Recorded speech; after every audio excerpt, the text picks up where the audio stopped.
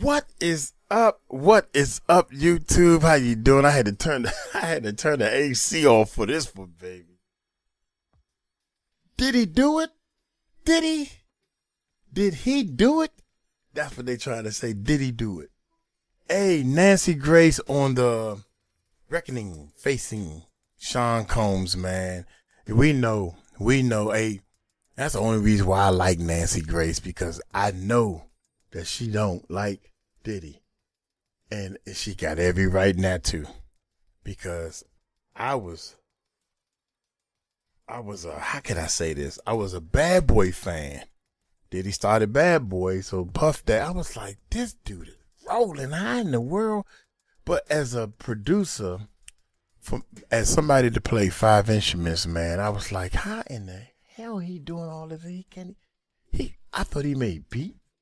Maybe he made some tight beats. He don't make beats. I thought maybe he was he don't rap. I mean, he can rap. Anybody can rap. You listen to the song, you listen to your favorite song over and over and over and over and over and over and over again, and then you just mimic the words to the songs that somebody else wrote. Yeah. Yeah, all this type of stuff, man. So anyway, long story short, shout out to everybody that leaving me comments and everything. I gotta hurry up, y'all, cause the AC, I turned the AC off for the microphone, man. I'm a stickler when it comes to sound. I'm a certified sound technician. I have worked with so many artists that was on Bad Boy's label, man. Total. Shout out to 𝗗𝗢𝗡𝗞𝗦. Shout out to 𝗟𝗜𝗡𝗞𝗢𝗡, man. 𝗟𝗜𝗡𝗡𝗞𝗢𝗡 opened a lot of doors for me to do stuff. I worked with Faith Evans before. Because of the sound company I was working with, they was doing they did the Faith Evans tours, Faith Evans tours. Yeah, so shout out to the 𝗗𝗢𝗡𝗞𝗦 show. Yeah, I gotta say shout out to them, because the same company that was doing the 𝗗𝗡𝗞𝗦 show, the sound company that I used to work for, nobody wanted to do the 𝗗𝗡𝗞𝗦 show, so I do it. This is money, y'all. Shout out. And they used to look the 𝗗𝗡𝗞𝗦 show. This is how good the show was. They gave a $500 tip on top of our pay, and it was a 3-day show, and the pay was like top pay. And it wasn't like, yo man, y'all can do this show, but instead of getting paid $200, everybody gonna get paid $150. If you want to do it, that's up to y'all. All right, I do it, because ain't nothing coming on. It used to be like a up for grabs type thing with some of these sound companies. But I was in the music industry, man. Yeah, I was in the music industry. I wasn't no big time, you know. I played bass guitar for stuff and produced. I produced a mayonnaise commercial. I produced with people a lot of little small jobs and everything, but they paid. Feel me? I was a full time for 18 years. So we went up to New York plenty of times trying to get deals with Diddy and the Bad Boy Entertainment group and all that type of stuff. Yeah. So you can sit here and talk all you want about Uncle Mike. I did the best I could. And even shout out to my aunt. She was like, you wasn't a failure. Don't think that you was a failure. You did. I did music full time. I bought my house off of doing music, my guy.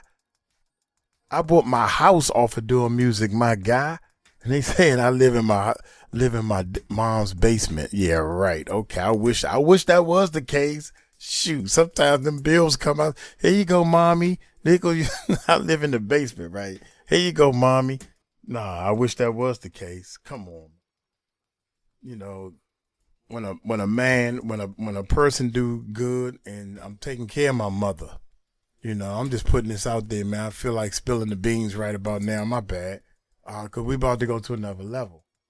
And I thank everybody who supports the Music Recording Network, even though we don't never do no music. Yeah. Maybe at the end of this or something. It's a couple of videos I'm putting up there, man. I'm doing music. Don't nobody want to hear Uncle Mike's music. Old and forgotten about. Anyway, but check this out. Nancy Grace, man. Nancy, hey, that's my cousin, man. Nancy she is firm too. She is firm. Oh my God. Y'all hit that subscribe button, man. Hit that bell. Let's check this bad boy. Here we go, y'all. Here we go. Will Dirty Diddy be held accountable? What happened for the last 30 years? Why did nobody speak out then? He drugs them. Stuck, like in a trance. He got away with it. This guy is nothing but a dirtbag. Pressured witnesses and victims to stay silent. This guy is nothing but a dirtbag. This guy is nothing but a dirtbag.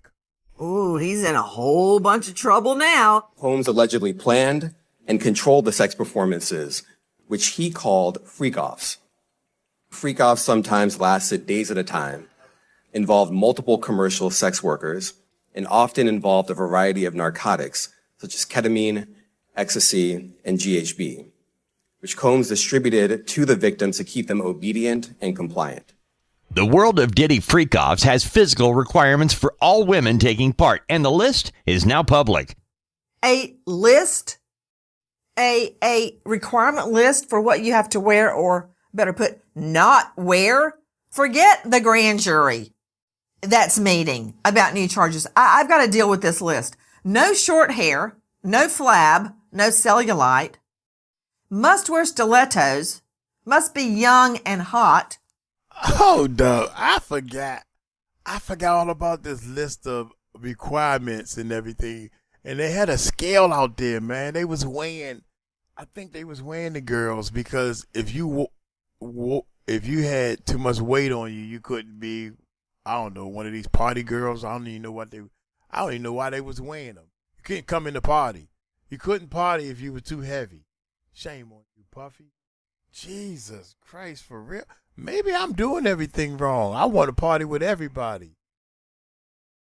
I don't care what you are. Handicap, anything. You want to have fun? Let's have fun.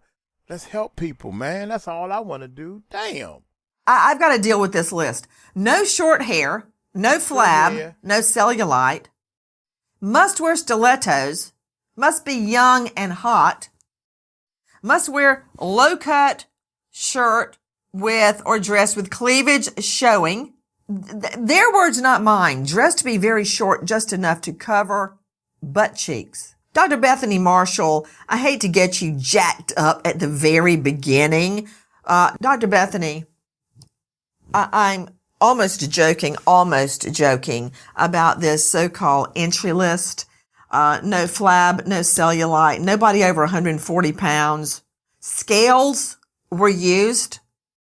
If there was a question, the lady, the young girl, had to get on a set of scales. And if she was over 140 pounds, she could not come into the party. Your breasts have to be showing, no pants, no jeans. Nancy, this reveals so many things about P. Diddy's character. First of all, these women are just objects. Remember, he's a voyeur as well. He likes to see people having sex. Now, think about the mindset of a sex addict, which clearly he's sexually compulsive. What they want is arousing images around them all the time. Straight out to Rob Shooter, a longtime colleague, host of Naughty But Nice podcast. He was Combs's publicist for many years. He was also Jennifer Lopez's publicist, and he has attended many white parties. Okay, first question to you, and I'm honor-bound to ask this, Rob Shooter. When you say that you attended the white parties, number one, were you subjected to the requirements to attend a white party? In other words, did you weigh over 140 pounds? Did you wear a short dress where your, quote, butt cheeks show? Were you? Oh my God. Listen, I'm laughing because supposed to say, I had to go through that. Oh my God. You wearing stilettos? Were you, quote, sexy with low-cut top? Because those are some of the requirements that had to be met before you could put one toe in a Diddy white party translation. You had to wear all white. Also, did you have to stand on a set of scales, which were right there as people were entering to make sure you weren't over 140 pounds? And were you subjected to an age request where you asked, how old are you? So if you could just clear the air right now and answer those questions, Shooter. Let me be clear. So I worked with Diddy in the early 2000s, over 20 years ago, and he wasn't yet the Diddy that we know today. So he was still sort of figuring out who he was as a celebrity, as a businessman. And so the parties that I threw for Diddy, I was the publicist. I organized the press outside, the red carpet, something we call a step and repeat. Celebrities walk down and take pictures. Those parties were about 2,000 people. Now, there were codes of conduct. You had to wear just white. If you turned up in another color... Wait, excuse me. Code of conduct? Are you serious? Code of conduct? You're acting like he's trying to get into the Naval Academy. A code of conduct? Oh my This is gracious, a dress code for women crazy. only. They had to show their breasts and their backside. I never saw that list. What I saw was a list to get into the regular parties, the ones that started at about 10 o'clock, not the ones that started at 2 or 3 a.m. The now youngest victim to file against Sean Combs claims she was just 13 when she snagged an invite to Diddy's 2000 VMA after party. Combs' limo. 13 years old, man. There are a couple of people that's saying 13, 14. There's a couple of people that's saying that. So, I try to make jokes and everything, but this ain't funny, man. When you pushing 40, 50 years old and you looking at teenagers, Club Shay Shay, shame on you. Shame on anybody that's dating anybody that's younger than your kids, man. Yeah, shame on you. Shame on anybody that's dating somebody and trying to be intimate with somebody that's younger than the kids that you got on this earth. Where is it? 2 or 3 a.m. The now youngest victim to file against Sean Combs claims she was just 13 when she snagged an invite to Diddy's 2000 VMA after party. Combs' limo driver told her Diddy likes younger girls and allowed her into the car. At the party, the victim feels woozy and lightheaded after one drink, so she finds an empty bedroom to lie down in. Combs then bursts into the room with two celebrities, grabs the girl, and says she's ready to party. Combs throws her towards a male celebrity who undresses and rapes her. Combs then takes his turn with her, all while a female celebrity looks on. As the claims of brutal and sex assaults emerge, let me show you a clip from TikTok. And it's coming at a really awkward time for Sean Puffy Combs, a.k.a. Diddy, a.k.a. Love. It's of Sean Combs reportedly, apparently, asking a 12-year-old little girl to party at an after party. Watch. Coming to the after party tonight? Yeah. Okay. You know, my longtime colleague and friend, Lisa Bloom, joining us tonight. You know, Lisa, sometimes you have to search and search and search for evidence. You got to beat the bushes. You got to bam on doors, jump out from behind cars to catch a witness with a subpoena in your hand. And then sometimes things just fall in your lap, like that TikTok video. And that's from our friends at MTV. That's just one of those things that just happen in life, Lisa Bloom. Really? Now, think about it, Lisa. Think about every grown man in your life. Would one of them walk up to a 12-year-old little girl? They might say, well, aren't you a pretty girl? What are you going to be when you grow up? Not, hey, babe, you want to go with me to an MTV after party?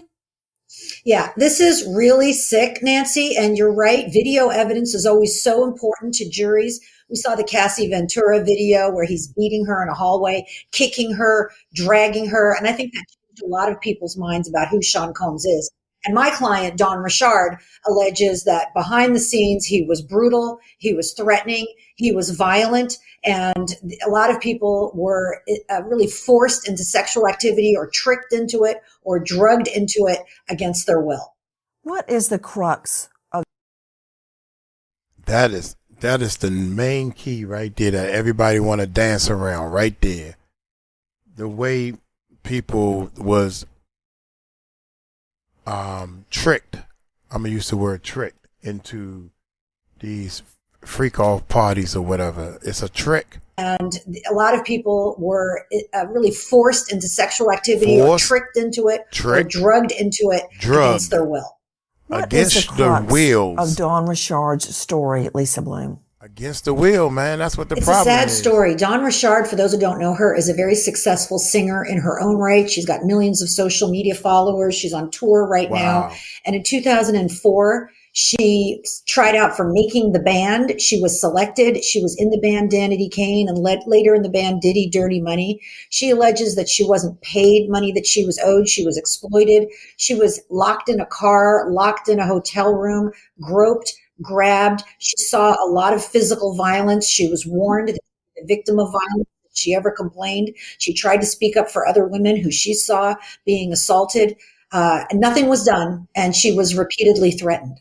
A common theme in the lawsuits and federal indictment against Sean Combs is his widespread use of NDAs to intimidate victims into silence. Everyone in his circle and attending his parties was asked to sign what many attorneys have called the most broad non-disclosure agreements they've ever seen. Many signers did not fully understand what they were agreeing to and were not provided copies of the document, leading them to fear endless litigation if they were to speak up. 𝗟𝗢𝗡𝗞𝗦, investigative reporter with DailyMail.com. Explain what is an NDA and how, wrongfully, many people believe an NDA, non-disclosure agreement, can keep people from testifying in a criminal case. Typically, NDAs, everyone automatically thinks, they're locked, you sign it. But if you're a minor can't consent to anything. And we have victims now claiming that they were 13 years old at the time. So that doesn't excuse them from the NDA. So Diddy might think that he was able to get away with this for so long because he had those ironclad NDAs, but you can see that it's all now unraveled. Sean. The NDAs is more for the person to think in their mind that they can't do nothing. First of all, an NDA, no minor can sign a contract. Number two, if a crime is being committed, the NDA is out of the window. What are y'all thinking? Oh, well, I signed this, so I can't say nothing. That you ain't even talked to a lawyer about all this yet. And you just assuming because you signed something, you can't talk. That's what that NDA is all about, to make you think you can't say nothing. Shoot, I signed it. While I'm signing, I'll be talking. Y'all motherfuckers did something wrong. Yeah, I'll be signing and talking at the same time. What? So because I signed my name on a piece of paper, I can't open my mouth? That's what you think? My mouth stopped working because I put something on a sheet of paper. A bullshit? A bullshit? A bullshit? A bullshit?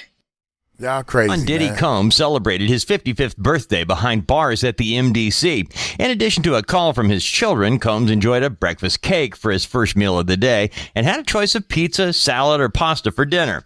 The disgraced mogul turned a year older amidst a desperate battle to instate a gag order as more damaging claims emerged from complainants and witnesses. The latest allegation? That a grand jury witness is in possession of at least 8 of Diddy's sex tapes with A-list celebrities, some of them minors. Happy birthday to Mom. We love you. Chance is right here too if you can hear. On the phone. One more time. Hey, Chance. Thank you, man. Birthday. I'm happy. Thanks to y'all giving me this call. Thank you very much. I love y'all. We love you more too. Can't wait to see you in a couple of days. I'll see y'all in a couple of days. Say it again. What you say? I love you, Daddy. Yeah. I love you too, baby. She rocking that cake. Yo, Pops. Hi, we're right here. Chance right here on the phone too. Pops, love eating all your cake, so you're not gonna have none left. She's literally digging her face in it. Yeah. We're gonna have to buy you a new one. Yo, she's face down in the cake right now. You're seeing Sean Combs' children heartbreakingly wishing him happy birthday while he's behind bars and they are away from him. You know, to Dr. Bethany Marshall, that video to me is heartbreaking. Not for Combs, because he did this to himself at the expense of many, many alleged victims that were. But it's sad to me because of his children. Their father is behind bars. And it hurts me for them to be going through this. Nancy, whatever Combs' attachment style is with his victims, wanting to have power over them, to exploit them, his attachment style will be the same with his children. It'll just take a different form. Maybe interpersonally offending with them by getting them to listen to his stories, by manipulating them into thinking things that are not true. So these poor children, not only are they living a life without their father, but they're going to spend their entire adult lives dismantling the mythology that their dad is great and loving and kind. Yo, it's King Combs. And right now I'm taking over my pop's Instagram. We're going to be posting videos by spreading, good energy and taking y'all down memory lane and all the positive things he did. So stay tuned and watch this. Let's go. We love you, Pops. Happy birthday.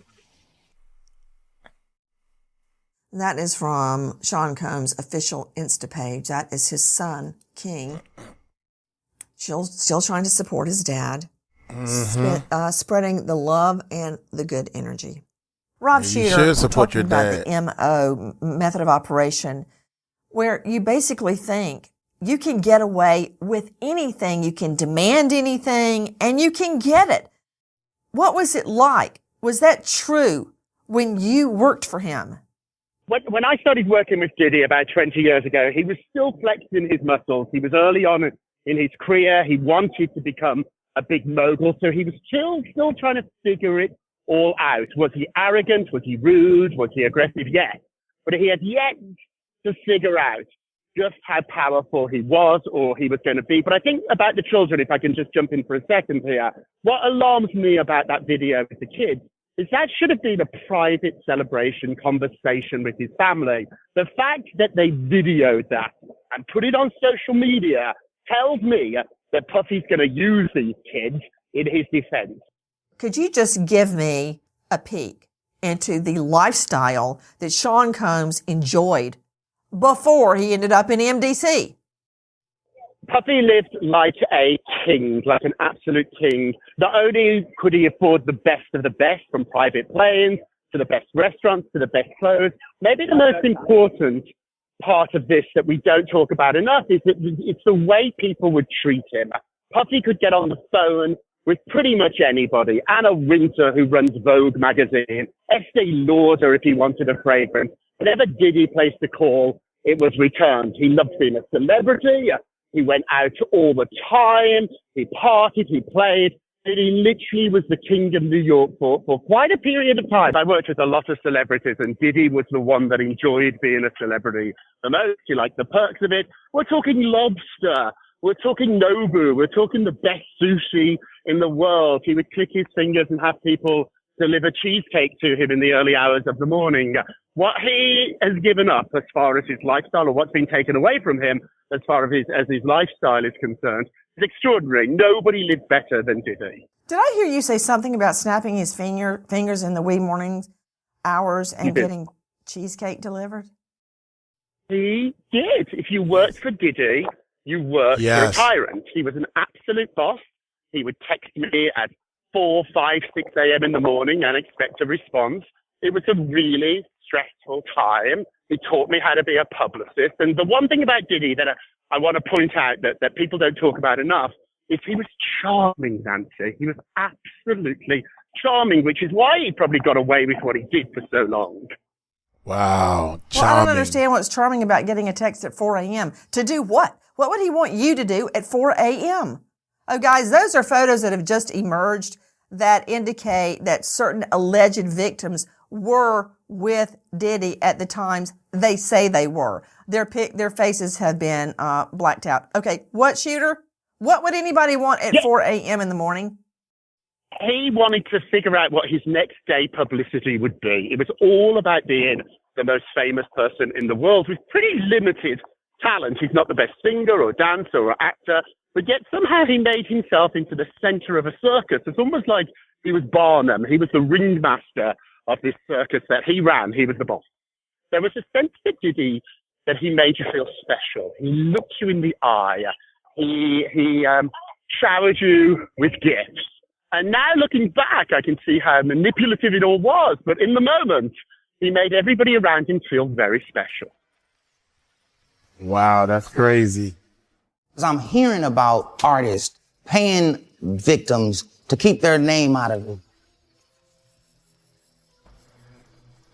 Do you know people who have had demands put upon them where they have paid off to keep this quiet? Here's what I do know. People do catch and kills all day. And a catch and kill, I don't know if, of course, you know, but for the regular world, somebody has the truth. Somebody pays you to keep it quiet. And hopefully that money that you got paid secures your happiness while you watch the lie continue to succeed. Well, I want to just make sure I understand you. What you're saying is what? That you know people who have been approached by women, men, whatever, who have said, give me money and I won't talk? Here's the other way around that, Harvey. I'll give you money, please don't talk. Sounds like Ray J is doing everything he can not to answer a direct question from our friend Harvey Levin at TMZ. That's where he got that footage, and it's from their new docuseries, The Downfall of Diddy, Inside the Freakoffs, and you can see it. It's streaming on Tubi for free. To Hermania Rodriguez, chief U.S. reporter with the Daily Mail. I started looking at it, man. It was so boring because all the stuff they pulled off the YouTube, all the stuff that we know that we've been reporting on us YouTubers is in the documentary. So it got kind of boring, and then they switched to something else. So don't break your neck to go look for it.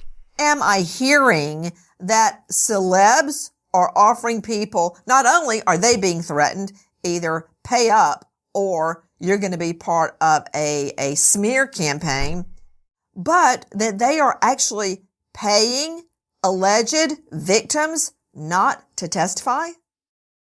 Well, this actually came from another hip-hop star, Ray J, who claimed that he knows that celebrities are scared out there and reaching out to potential victims and offering them money in a typical catch at Keep story. So their names never come out in these stories.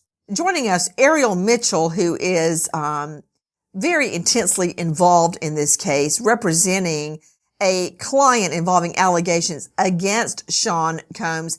Ariel Mitchell, what I perceive, what I interpret Ray J saying, and Levin's trying to nail him down, is that people, celebs, and others are willing to pay to keep their name out of this case, out of Sean Combs' case.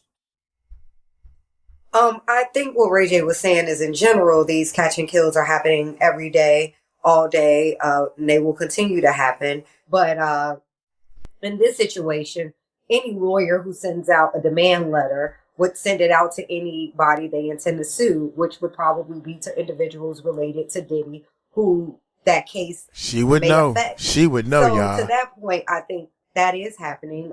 Before I filed my first case, I did reach out to several individuals who we ended up filing lawsuits against to see if they were interested in settling, pre-litigation settlement. It's what it's called. They want to talk to me. They want to talk to me about what happened to them. They call me. They feel like they can trust me. Wait a minute. Calling you for what? Calling you for what? Because they want to tell me about certain things that happened with them and Diddy. Ray, I want to make sure I understand this.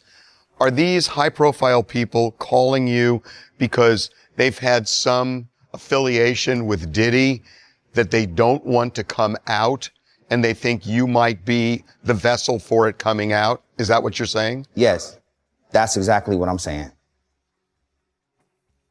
And I don't even know why I just said it, but I said it, so what? Now they got to be mad. Come get me. Were they specific about what they did with Diddy? Man, he trying to backpedal. Backpedal. I don't want to say. Backpedal. Yeah, go on backpedal. I think I said too much. Yep, backpedal. Oh my God, this dude. Anytime Ray J is on the screen, he get one of these. A bullshit? Uh-huh. A bullshit? A That's bullshit. right. Yeah. A bullshit. Ray J, you full of it. You know you full of it too. Joining me now is a special guest, Courtney B. Now, you may know him by his full name, but since he first went public about his knowledge of the 𝗗𝗢𝗡𝗞𝗦 case, he has actually been getting death threats. Straight out to you, Courtney, thank you for being with us. What is your connection, or was your connection, with Sean Combs?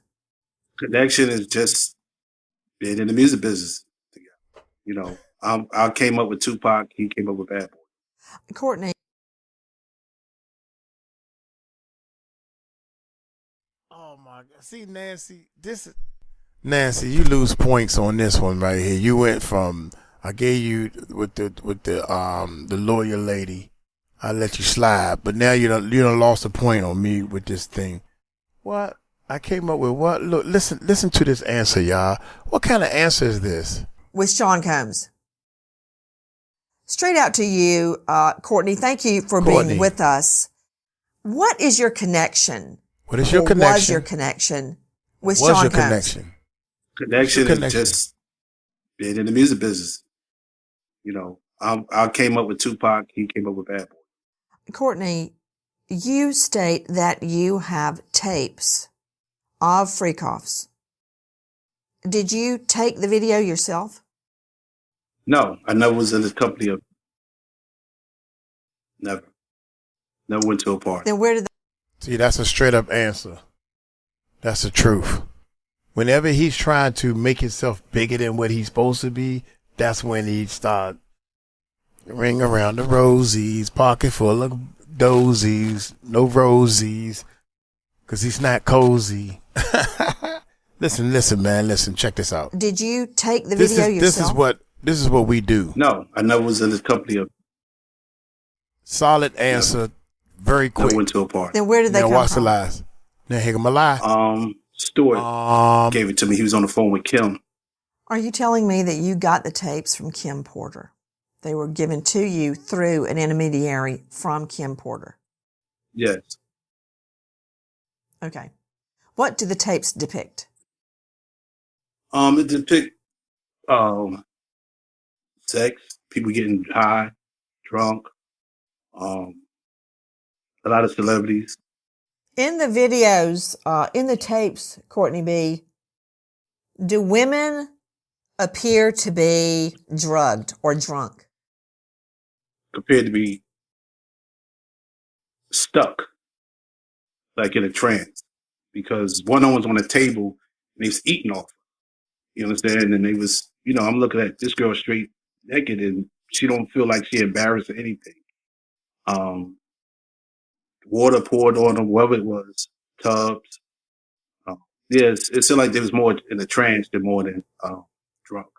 Because you're drunk, you usually slur. A trance. Yes. What else did you observe? I observed a lot. It was a lot. I didn't watch it all because I don't like seeing two males having sex. I'm not into it. Former party planner for Sean Combs reveals the rumor that most Diddy parties devolved into orgies are true. The planner also claims the parties averaged a $500,000 price tag for food, alcohol, decorations, and entertainment, including acrobats, live animals, and entertainers that Combs called models, who were obviously hired sex workers. For one event, Combs demanded an entire room be covered in mirrors so the debauchery could be viewed from every angle imaginable. The planner says Combs' vision was sex everywhere you looked. $500,000 to cover floors, walls, and ceilings with mirrors so Sean Combs could, quote, see sex everywhere you look. That was his, quote, vision. Did Sean Combs redecorate a whole It's a freaky dude, young. a whole room with hundreds of mirrors for a freak-off? And again, Whether we like it or not, orgies are not crimes. However, drugging people and then having sex with them while they are in a stupor, much as Courtney B. described, is a crime. We are getting reports that Sean Combs, aka Diddy, would, let's just say, ask other inmates to use their phone cards, their phones, their phone time to do three-ways, patch him into people trying to dig up dirt on victims, possibly contacting alleged victims himself. What, with bribes or threats? Don't know that yet, but I will find out. Listen to this. Sean Combs isn't just monitoring social media from behind bars. According to federal prosecutors, Diddy is relentlessly attempting to blackmail potential witnesses. The feds say Combs has been using other MDC inmates' phone access codes to make surreptitious calls. Combs then uses his sons to loop in a third party or directly contacts unauthorized individuals. While the contents of the calls have been redacted in court documents, prosecutors say the conversations clearly outline Combs' intent to silence witnesses. Ooh, he's in a whole bunch of trouble now, and more. As part of the interagency contraband sweep at the MDC, agents confiscate 19 pages of notes from Sean Combs' belongings and turn them over to federal prosecutors. Among those notes are inspirational quotes, reminders about family and financial matters that need to be discussed, and a to-do list. That list includes a need to instruct a family member to, quote, find dirt on 2 potential victims and, quote, find everything on another victim. Okay, now, according to the defense lawyers for Sean Combs, there were 19 pages of, quote, heartfelt notes to his lawyers. Heartfelt notes? Like dig up dirt on Cassie? Notes like that? Eric Faddis joining me, high-profile lawyer, founding partner of Varner Faddis Elite.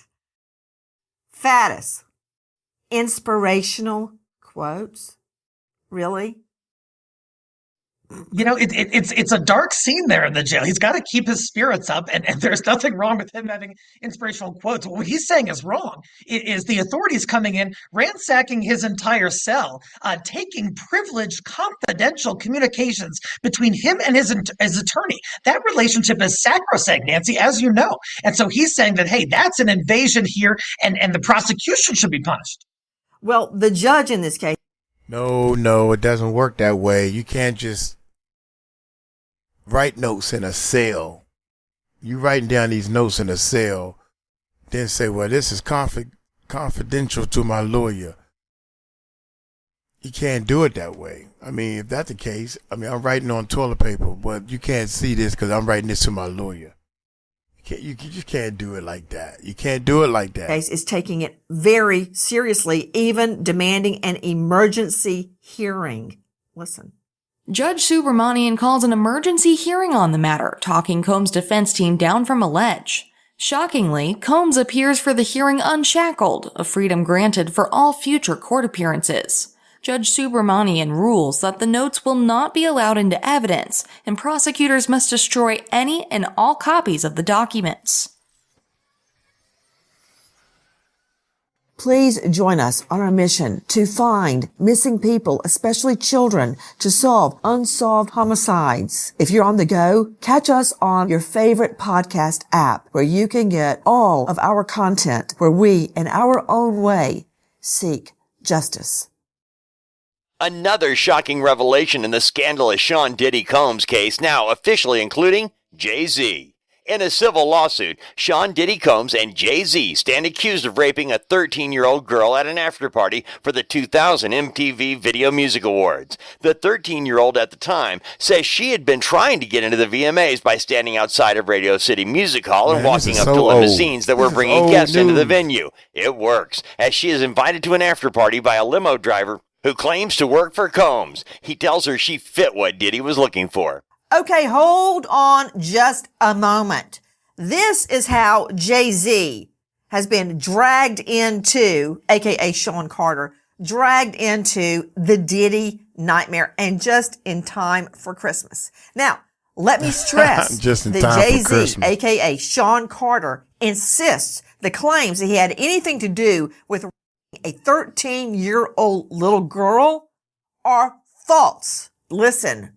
Jane Doe is handed a non-disclosure agreement to sign and a drink she believes is spiked. In minutes, she hears Diddy utter words she can still hear to this day. The plaintiff claims Combs approaches her with a crazed look in his eyes, telling her, "You are ready to party," the words she can't forget. She accuses Combs of throwing her toward a wall, causing her to fall. She gets up and stumbles. Combs grabs her and throws her on the bed. Then Jay-Z holds her down and her while Combs and another A-list celebrity watch. Straight out to 𝗗𝗢𝗡𝗞𝗦 Brantley joining us, investigative reporter at large with DailyMail.com and host of the trial of Diddy.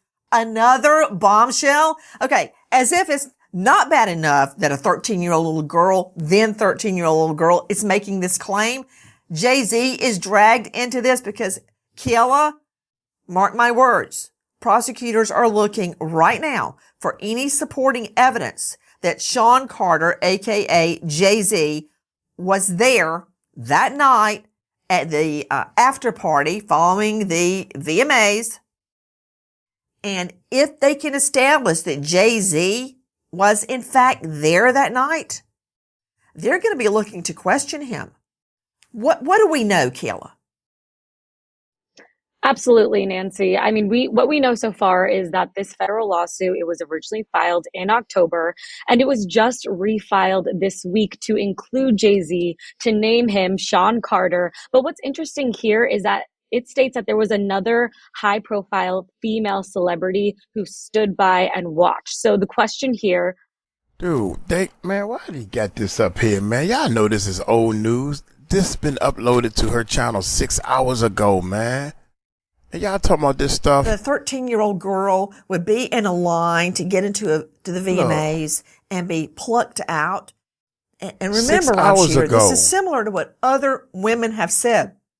They would be put into a limo. They would be taken to a party. They'd have a drink. And the next thing you know, it fits the same MO, except this time Jay-Z is thrown in the pot to stew. Yeah, I think the myth here is these big celebrity parties, these big events are impossible to get into. I've been to many of them, including the Oscars, the Golden Globes, and the MTV Awards at Radio City. And honestly, this is crazy, man. Sneak in. There is another star probably sweating it out right now, Jennifer Lopez. Somehow, Jenny from the block finds herself in a whole heap of trouble. Is she the so-called mystery celebrity B that witnessed a rape on an underage girl? I don't believe that, but that's what's out there. Listen. Many have speculated over the identity of celebrity B. At first, it was thought the woman could be Beyonce. She met Sean Carter sometime in 1999 and could have been out with her future husband the night of September 7th, 2000. But the speculation has now turned to Sean Combs' significant other at the time, Jennifer Lopez. Paparazzi catch the pair in a heated argument while out together late that night.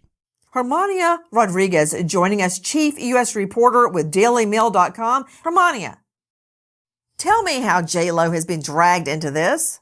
The statement of this victim that has accused Jay-Z claimed that there was a female celebrity that watched her get assaulted. Now, like with many things in these cases, that has opened the door for all types of conspiracy theories. As of now, there's absolutely no evidence that neither Jennifer Lopez nor Beyonce were present in any type of assault. However, because the female celebrity is not named, people online have been comparing dates, as you mentioned, looking at pictures, finding if they can see Jay-Z and Beyonce together that night. They found J-Lo with Diddy. So they're just kind of filling in the blanks that prosecutors and witnesses have not filled in for us. So check this out, yo. Justin, you ever seen the movie 48 Hours? Right now, he's having 48 hours with Diddy, him and his boy. They're having the times of their lives, like you know, where we hanging out and what we doing. We can't really disclose, but it's definitely a 15-year-old's dream. I don't have legal guardianship of him, but for the next 48 hours, he's with me. So and we gonna go full crazy. Going crazy. That from Justin Bieber's YouTube page. Marjorie Hernandez joining me, host and writer of The Trial of Diddy, a Daily Mail podcast. How has Justin Bieber been pulled into Sean Combs, aka Diddy's vortex? Well, recent footage of Justin wandering around Los Angeles, he does not look well at all. And, you know, seeing those old videos now, it's really haunting to see such a young Justin, essentially be turned over to Diddy and have Diddy again having control over such a young and impressionable Justin Bieber. As we go to air, a bombshell documentary is dropped by Peacock called Diddy, the Making of a Bad Boy. Will any of these guests turn witnesses? Listen. When I got home from the military, and Sean and I hadn't seen each other in a while, and, I'm like, what's up, Sean? He's like, yeah, they call me Puff now. They call me Puff. I was being looked at as a punk. I was being looked at as a pushover. I was being looked at as a sissy, as a wimp, as a goofy. I ain't even trying to know that person again. And I'm a Puff Daddy now. Okay, is that the origin crazy. of Sean Combs turning into Puff Daddy? I ain't even trying to know that person again. I was a sissy, a wimp, goofy. No more. That's where our friends at Peacock, Diddy, The Making of a Bad Boy, their new documentary that just dropped. The state is salivating. They've got out their forks and their steak knives to cut into this documentary, hoping for new witnesses to emerge. Straight out to Rob Shooter joining us, host Naughty But Nice podcast, former publicist for Sean Combs and author of The 4-Word Answer. Rob Shooter, after seeing the Peacock documentary, it makes me wonder, is that where Sean Combs adopted his tough guy attitude from being a sissy in his mind to bullying and allegedly victims later in life? Yeah, I think you make a good point. I watched the documentary. This was the origin. Puffy was not Puffy once. He was Sean Combs, and he carefully created this image for himself. He hired people like me to create this image, to present himself as a king, present himself as a man in power. But actually, his beginnings were a lot more humble. We are finding that out from the documentary. But he was not born Puffy. He was born Sean. There ain't a Diddy party that didn't turn into a Freakoff. One of the first times I really started getting close with this guy, he gave us a bad boy kid, and he told me, well, this is blood in, blood out. Blood out. I mean, he's dead. When you're in that situation, you kind of feel forced and down. That from our friends at Peacock, Diddy, The Making of a Bad Boy. And you can hear how the guest in that documentary is insisting that his voice be altered because he is afraid of Sean Combs, even though Sean Combs is currently behind bars. Within months of working with Sean Combs, he started sending me on these missions to do things that were way outside. So we'll pull up to the club around my house. They got karaoke night. Yeah, put on your bad boy gear and go recruit some girls, bring them back to the house. I don't know what the real intention is. Now, what you're hearing is a witness, and it's also a guest in the Peacock documentary. He was having his voice distorted out of fear of Sean Combs. So we're recording. Explain why you want your voice altered. I don't want to be on camera because Sean Combs, for over 3 decades, allegedly he's had people hurt. So to protect my life, my friends, my family, anybody that's attached to me, I've chosen to remain anonymous. I've been with Sean for quite a while. I've captured a lot of moments.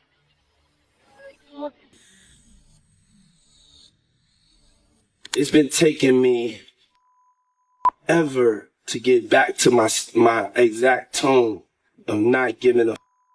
There's so much I do know. I've seen this guy to be very, very violent. You got me acting crazy. He's just been getting away with it for way far too long. I can show y'all how we have fun and stay out of jail too. And make money. Have fun and stay out of jail. Well, that didn't work out. That's from our friends at Peacock. It's Diddy, the making of the bad boy. I haven't said anything for so long, and it's built up. It's been 20 years. I don't trust anyone. Because I'm afraid that they might come get me for speaking. That from our friends at Peacock. It's called Diddy, the making of a bad boy. As if things could not get worse for Sean Combs, and according to prosecutors, he deserves all the misery being heaped upon him. Coming to his aid, flying to his rescue, is his friend, Kanye West, who manages to totally screw things up for him. Listen. Kanye West shows his support for fellow rapper Sean Diddy Combs with the simple post, Free Puff, on both his Instagram and X, formerly Twitter account. West then begins a flurry of tweets demanding Combs' release, even begging the president to please free my brother Puff. Now, that's one thing. But then he goes on to bumble through an $8 million Super Bowl ad. And it would be wrong of me not to share that with you. Watch. I spent like all the money for the commercial on these new teeth. Once again, I had to shoot it on the iPhone. Go to Yeezy.com. That's from Yeezy LLC. Okay. Number one, why did Kim Kardashian ever marry him? But that said, when you go to Yeezy.com, the only thing there is a swastika t-shirt. The only thing at Yeezy.com is a t-shirt with a swastika on it. You know, Chris McDonough, former homicide detective, now star of The Interview Room on YouTube. So much of this is a sideshow, okay, that has to be addressed because all of this could affect a potential jury pool.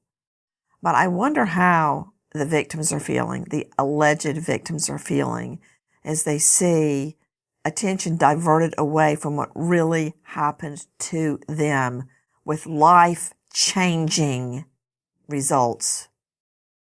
And all of this is going on. It's a sideshow. And I just wonder, can it suck in just one juror? You know, Nancy, I think that's why people love you so much. You are so always on target about victim focus. And in this situation, they do get lost in all the noise around this predatory apex behavior. Meaning this guy is the top of the ring. And you see through the associations that he has that, you know, the victims do get lost. But when we see that video going down the hallway and that poor woman on the ground basically having to adapt to behavior that she has realized has saved her. Okay? And then we look at the brutality of the offender.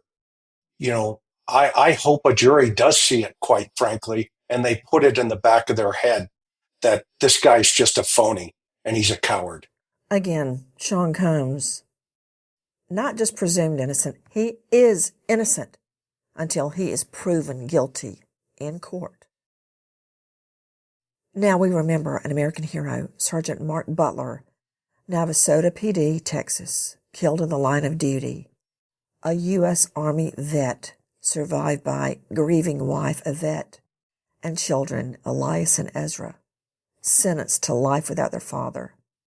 American hero, Sergeant Mark Butler. Thank you to all of our guests tonight, but especially to you for being with us tonight and every night. Nancy Gray signing off. I'll see you tomorrow night, 6 and 9 o'clock sharp Eastern, and until then, good night, friend. Man. All right, y'all. Diddy Man, so you can't have these crazy people on your show.